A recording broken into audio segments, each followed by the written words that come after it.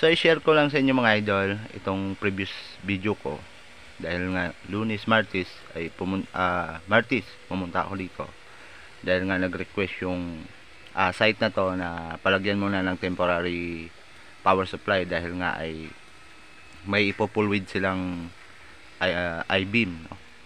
So yung supply namin ay hindi pa kasi na-inspect ni Meralco. So naka-reading tayo dito ng halos 39 running to 40 amperes. So 60 amperes yung safety circuit breaker natin.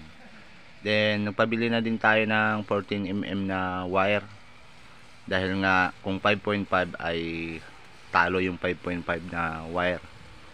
So hindi kakayanin yun, maring sunugin yun ng welding machine yung 5.5 natin. Kaya bumili tayo ng 14mm na wire at saka 60 amperes na safety circuit breaker.